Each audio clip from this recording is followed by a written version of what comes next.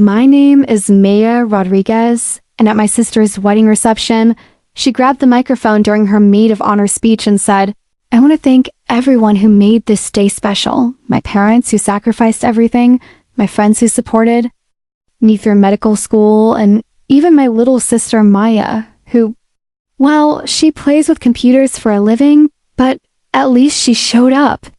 The room erupted in laughter while I sat there in my $50 Target dress, watching my perfect sister Carmen glow in her designer wedding gown. What nobody knew was that hidden in my purse was a confidential email that would change everything. Too. Hours later, my phone rang in the middle of the reception. My CEO's voice cut through the wedding music. "Maya, I know it's Saturday night, but the board just made it official. You're our youngest VP in company history. The promotion comes with a $250,000 salary, equity worth millions, and you'll be running our entire West Coast operation." The silence that followed as I put the call on speaker was deafening. My family's faces went from condescending smiles to complete shock as they realized the computer girl had just become the most successful person in that entire ballroom. If you're watching this, hit that like button and subscribe, because this story gets absolutely insane. Drop your location in the comments. I want to know where my fellow tech warriors are watching from. This is about a family who spent years treating me like the family failure, not knowing I was quietly building a tech empire worth more than all. Their careers combined. Growing up in the Rodriguez household meant one thing: you became a doctor. Lawyer or engineer, preferably a doctor. My parents, Miguel and Rosa Rodriguez, had immigrated from Mexico with nothing but dreams of their children achieving the American success they never could. My older sister Carmen was their masterpiece. Valedictorian, full scholarship to UCLA, medical degree from Stanford, residency at Cedars-Sinai. She was everything our parents had sacrificed for, the perfect daughter, who validated every struggle they'd endured. Then there was me. While Carmen memorized anatomy textbooks, I was teaching myself programming languages. While she studied for the CAT, I was building websites for local businesses. While she applied to medical schools, I chose computer science at a state university. Maya siempre tiene que ser diferente, my mother would sigh to relatives. Why can't she follow a respectable path like Carmen? The disappointment was palpable every time I came home. Family gatherings became showcases for Carmen's achievements, while my accomplishments were dismissed as playing with computers. Technology. "It's just a hobby," my father would lecture. "Doctors save lives. What do computer people do? Fix printers?" The irony was crushing. They were using smartphones, social media, and online banking daily. Yet they couldn't comprehend that someone was building the digital world they lived in.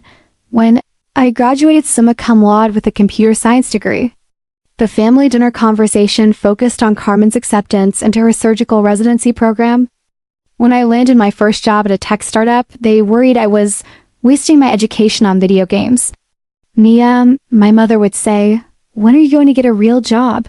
Carmen is saving lives while what exactly do you do all day?" What my family didn't understand was that I wasn't just playing with computers. I was systematically revolutionizing how companies handle data security and artificial intelligence at a time when most people thought, I was science fiction.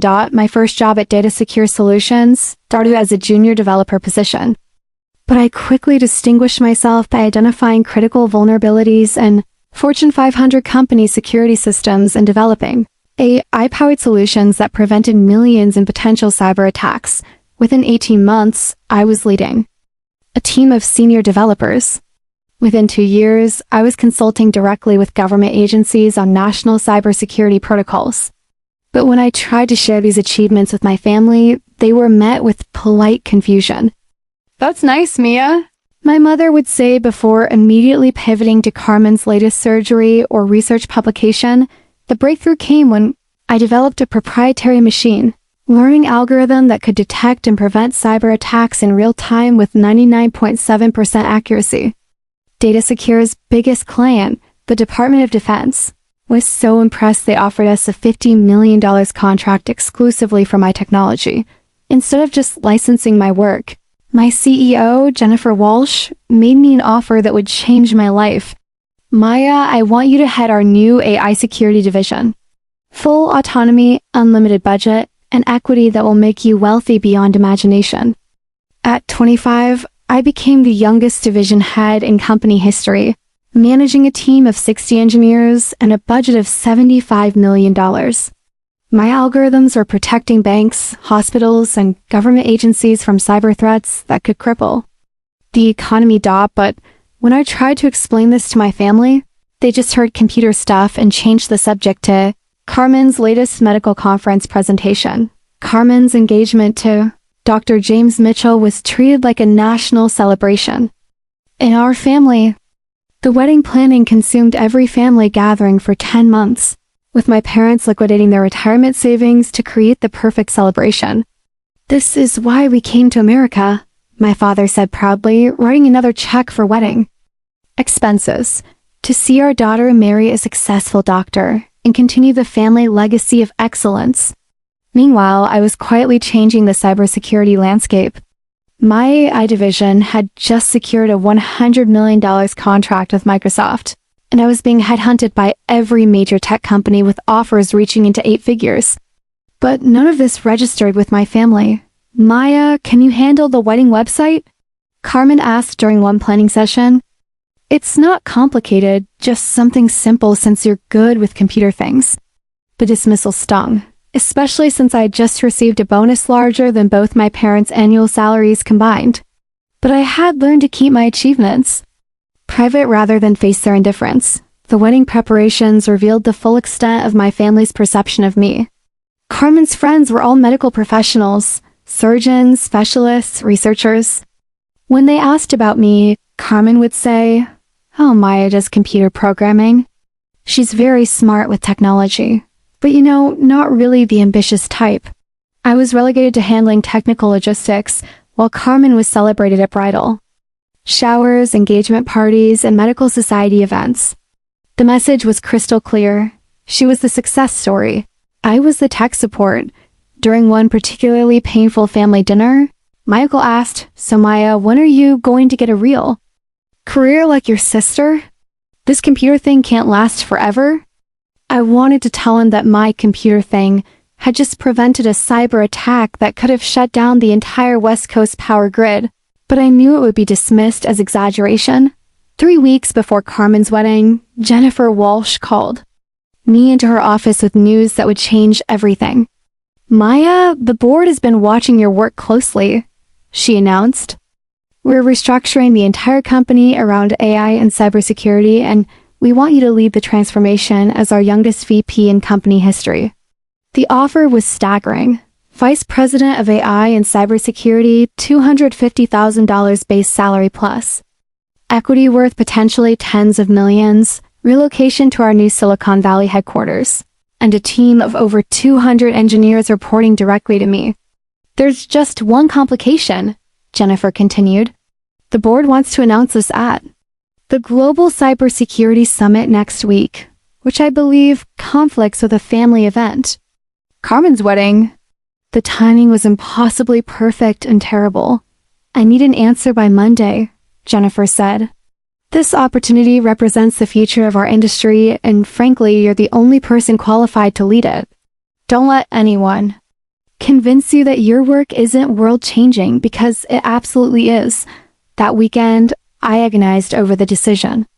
Accept the promotion and potentially miss my sister's wedding, confirming to my family that I really was the selfish disappointment they believed me to be, or turn down the opportunity of a lifetime to maintain family harmony. I thought about all the times my achievements had been dismissed as computer stuff, all the conversations that had been redirected to Carmen's medical career, all the ways I'd been made to feel like my path was somehow less important than traditional success. On Sunday night, I made my decision. I would attend the wedding, but I would also accept the promotion. If my family couldn't value my success, at least I would stop hiding it from the world. Carmen's wedding was everything my parents had dreamed of: elegant, expensive, and perfectly orchestrated. The ceremony was held at the Beverly Hills Hotel with 300 guests, including half the medical establishment of Los Angeles, I had chosen a simple black dress from Target, knowing that anything expensive would be criticized as inappropriate for someone with a computer job. Even so, I overheard my aunt commenting, "Poor Maya, she just doesn't have Carmen's drive for success, does she?"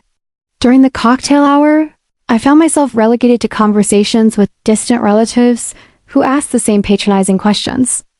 "So Maya, still doing the computer thing? When are you going to find something more restable like your sister?" The worst part was watching Carmen bask in well-deserved attention while simultaneously witnessing how my family positioned me as the cautionary tale, the daughter who had chosen an unstable path over traditional success. Maya is very creative. My mother would explain to guests, the word creative carrying an undertone of disappointment. She works with technology, but it's not really a career like Carmen's. My phone had been buzzing all day with messages from colleagues congratulating me on the promotion announcement, which had been leaked to tech industry publications that morning. TechCrunch had run a headline, 25-year-old Maya Rodriguez becomes youngest VP at Data Secure, revolutionizing AI cybersecurity. But I kept it silenced, not wanting to detract from Carmen's special day. The reception dinner was an exercise in endurance. I sat at the family table, listening to toast after toast, celebrating Carmen's achievements, her beauty, her perfect match with James, her bright future saving lives. Then Carmen herself took the microphone for what was supposed to be a thank you speech. Carmen stood up, radiant in her $8,000 wedding dress, holding the microphone with the confidence of someone who had never doubted her place in the world. "I want to thank everyone who made this day possible," she began, her voice carrying across the reception hall. "My parents, who sacrificed everything to give us opportunities they never had. My friends from medical school, who understood the journey. My colleagues at Cedars-Sinai, who inspire me every day to save lives." I smiled and applauded, genuinely happy for my sister despite everything. "I also want to thank my little sister Maya," Carmen continued, and my heart lifted slightly. Maybe she would finally acknowledge my success. Maya has always been different. While I was studying to become a doctor, she was playing with computers. While I was learning to save lives, she was, well, doing whatever it is people do with technology these days. The crowd chuckled, and I felt my face begin to burn. I know some people think her computer job isn't a real career, but I want everyone to know that Maya is very good at computer things. She even built our wedding website. So thank you, Maya, for your computer skills and for at least showing up today instead of staying home with your laptops. The laughter that followed was loud and sustained. 300 people absorbed the message that I was the family's tech support, the sister who played with computers while Carmen saved lives. I felt completely humiliated as guest, turned to look at me with a mixture of pity and amusement. My parents were smiling proudly at Carmen, not seeming to notice how devastating her words were. That's when my phone rang in the moment of silence following Carmen's speech. Jennifer Walsh's ringtone cut through the air like a knife. Every head in the ballroom turned toward me as I fumbled for my phone, my hands shaking with humiliation and rage. "I'm sorry," I mumbled, starting to decline the call. "Take it," Carmen said from the podium, her voice carrying across the quiet room. "It's probably someone who needs their computer fixed."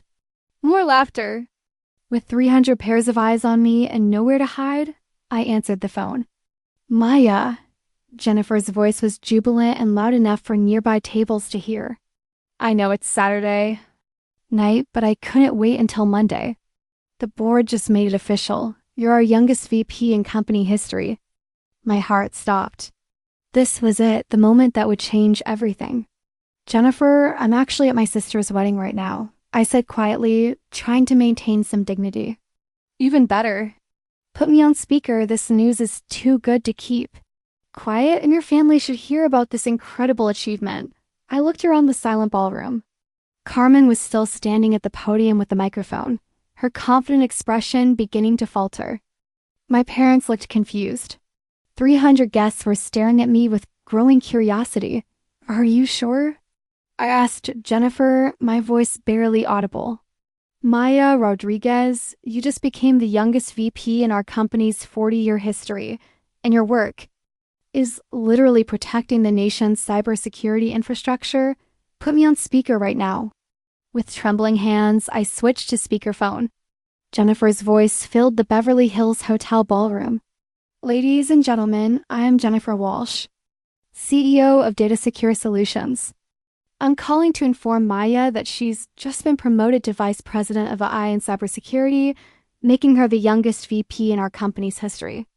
The position comes with a $250,000 base salary, equity worth potentially tens of millions, and should be running our entire West Coast operation." The silence was deafening. Carmen slowly lowered the microphone, her face cycling through confusion, shock, and something approaching awe. "Maya's artificial intelligence algorithms have revolutionized cybersecurity and secured over $200 million in government contracts this year alone. Her work protects banks, hospitals, and critical infrastructure from cyber attacks that could cripple our economy." I watched my parents' faces transform from confusion to stunned disbelief. I also want to mention that Maya was just featured in Forbes 30 Under 30 and will be keynoting the Global Cybersecurity Summit next week. The Department of Defense has classified her work as critical to national security. Jennifer paused, letting the words sink in. "Maya, you're not just playing. With computers, you're protecting the digital infrastructure that keeps America running. We couldn't be prouder to have you leading our company into the future." When Jennifer finally hung up, the Beverly Hills Hotel ballroom remained silent for what felt like an eternity. 300 people stared at me, the family disappointment. Who had just been revealed as the most accomplished person in the room, Carmen slowly walked back to our table, still holding the microphone, her face pale.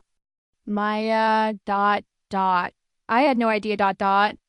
"Of course you didn't," I said, standing up for the first time in my life with complete confidence.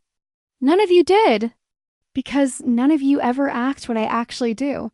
My mother was the first to speak. "Mia, why didn't you tell us about any of this?" "I tried," I replied, my voice steady despite my racing heart. "Every time I mentioned my work, you called it computer stuff. Every achievement was dismissed as playing with technology. You made it clear that my success didn't matter to this family." My father looked stricken. "But we thought you were just fixing computers." "I'm protecting the entire digital infrastructure of the United States," I said calmly. "My algorithms prevent cyber attacks that could shut down power grids, crash financial markets, and compromise national security. But you were so focused on traditional success that you couldn't see the value in what I was building." The wedding guests were beginning to murmur among themselves, processing the dramatic reversal they had just witnessed. The woman who had been publicly mocked minutes earlier was now revealed as the most successful person at the celebration. Carmen finally found her voice. "Maya, I'm so sorry. I didn't know. I thought you were just doing basic programming ... "I am doing programming," I said gently. "Programming that protects millions of people from cyber threats you don't even know exist. Programming that's worth more than every medical degree in this room combined." I turned to address the room, my voice carrying the confidence I had never allowed myself to show in front of my family. "For those who don't know me well, I'm Maya Rodriguez. I'm 25 years old, and I've spent the last 4 years building artificial intelligence systems that protect our nation's critical infrastructure from cyber warfare." The room was completely silent now. I hold 6 patents in AI and cybersecurity. I manage a team of over 200 engineers. My work has prevented attacks that could have caused billions in damage and potentially cost lives. I looked directly at Carmen. "I suppose every family needs someone to show them what success looks like in the digital age." After the reception ended and most guests had left, my immediate family gathered in a private room at the hotel. The atmosphere was tense, with Carmen still in her wedding dress and my parents looking shell-shocked.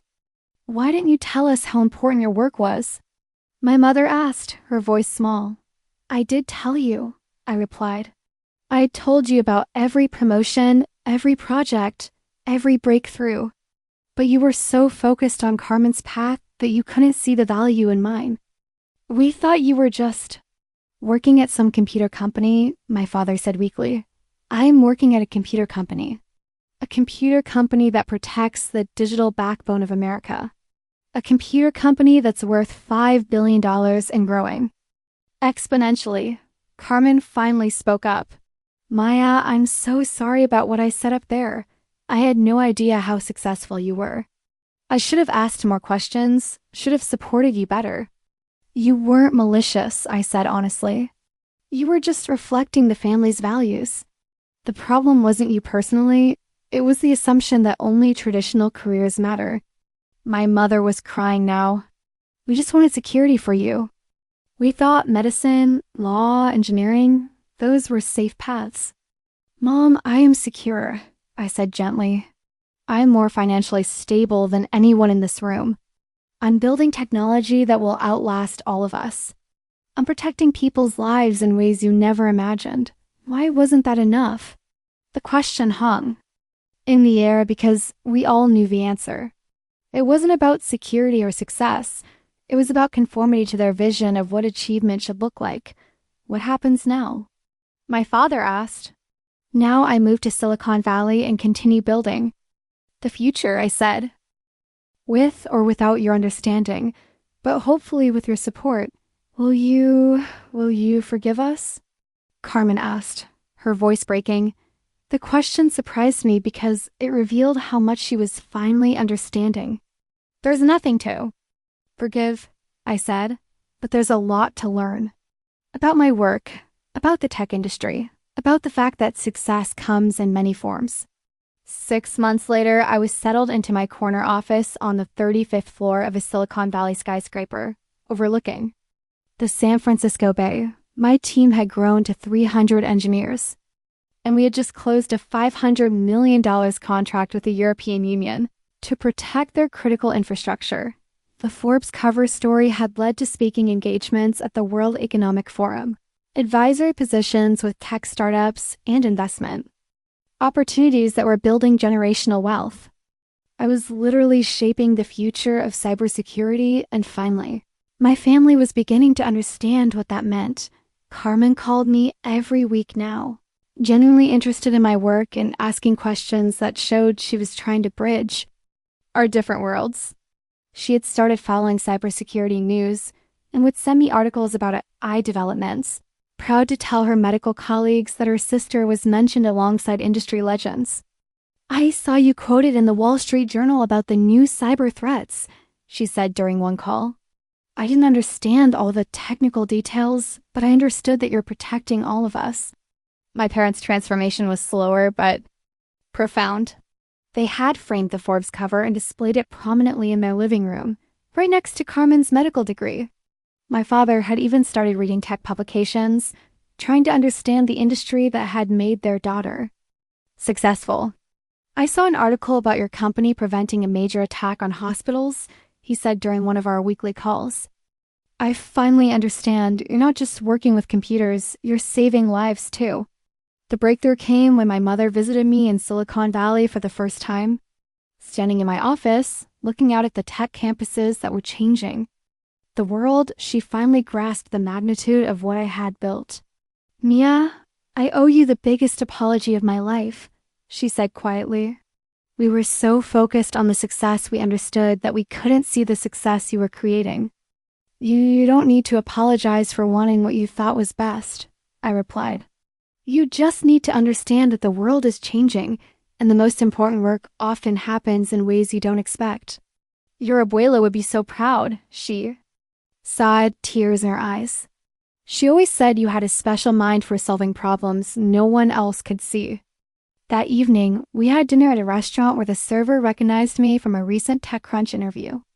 As my mother watched strangers treat me with the respect and recognition she had never shown, I saw her finally understand who I had become. I want to learn about your work, she said over dessert. Really learn, not just pretend to understand. Will you teach me about this world you've built?